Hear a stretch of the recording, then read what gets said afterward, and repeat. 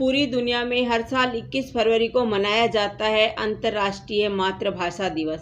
सन 2000 से दुनिया भर में एक वार्षिक उत्सव के तौर पर मनाया जा रहा है। इस दिवस को मनाने की घोषणा पहली बार 17 नवंबर सन 1999 को यूनेस्को द्वारा की गई थी। इसके बाद में सन 2002 में संयुक्त राष्ट्र महासभा ने संयुक्त राष्ट्र संकल्प 56-262 को अपनाने के साथ इसे औपचारिक रूप से मान्यता भी दे दी। अंतर्राष्ट्रीय मातृभाषा दिवस का इतिहास। इस दिन का इतिहास दो भौगोलिक क्षेत्रों, जिसमें एक पश्चिमी पाकिस्तान तो दूसरा पूर्वी पाकिस्तान का ही है। जो पूर्वी पाकिस्तान एक स्वतंत्र देश बांग्लादेश बन गया है, जिसमें देश में बांग्ला भाषा आंदोलन के रूप में शुरू हुआ।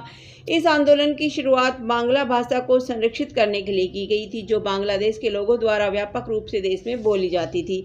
यह दिन हमारे लिए बहुत महत्वपूर्ण है, क्योंकि दुनिया में कई भाषाएं हैं और हमें उन सभी भाषाओं को विरासत और इसके अस्तित्व को संरक्षित करने का प्रयास भी करना चाहिए। इसके बारे में पूरे विस्तार से जानकारी दी गई है। अंतर्राष्ट्रीय मातृभाषा दिवस सन 2000 से दुनिया भर में एक वार्षिक उत्सव की तरह मनाया जा रहा है। इसकी घोषणा सर्वप्रथम 17 नवंबर 1999 को यूनेस्को द्वारा की गई थी। यह दिन बांग्लादेश में अंतर्राष्ट्रीय मातृभाषा दिवस मनाने की एक पहल थी। 21 फरवरी उस वर्षगांठ का प्रतीक है जब बांग्लादेश के लोगों ने बांग्ला भाषा को मान्यता देने के लिए पूरा संघर्ष किया था। इसका इतिहास सन 1947 का है, जहां पाकिस्तान का निर्माण हुआ था, जिसमें भौगोलिक रूप से दो अलग अलग हिस्से थे, जिन्हें उस वक्त पूर्वी पाकिस्तान और पश्चिमी पाकिस्तान के नाम से जाना जाता था।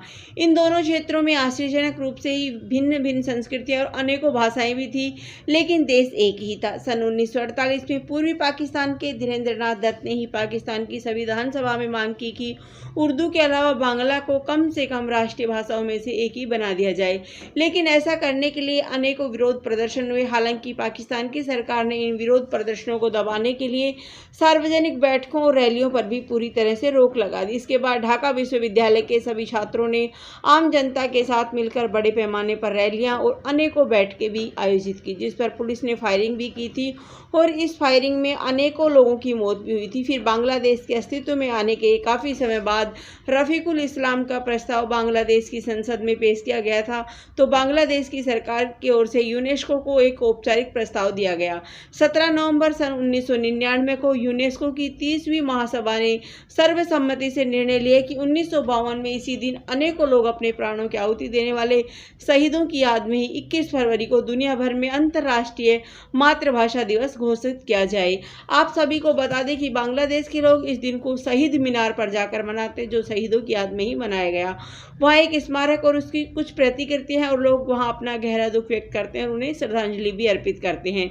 अंतर्राष्ट्रीय मातृभाषा दिवस 2024 की थीम। अंतर्राष्ट्रीय मातृभाषा दिवस 2024 की थीम है बहुभाषी शिक्षा और शिक्षा को बदलने की आवश्यकता। यह शिक्षा नीतियों के कार्यान्वयन पर भी प्रकाश डालती है और साथ ही में शिक्षा प्रणाली में भी बदलाव लाती है। इस दिन का उद्देश्य कई लक्ष्यों को प्राप्त करना भी होता है, जैसे समावेशी गुणवत्तापूर्ण शिक्षा और आजीवन सीखने के लिए सतत विकास का लक्ष्य और स्वदेशी भाषाओं के अस्तित्व को संरक्षित करना होता है।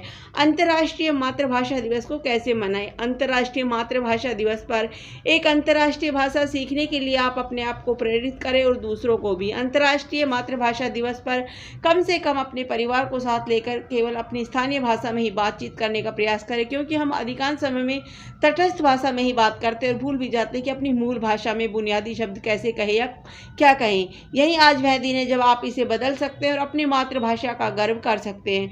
आप अपने कौशल का उपयोग किसी भी मित्र या परिवार को दूसरी भाषा सिखाने के लिए भी कर सकते हैं। इससे आपको अपना ज्ञान बढ़ाने और भाषा में पूरी तरह से महारत हासिल करने में भी अहम मदद मिलेगी। धन्यवाद।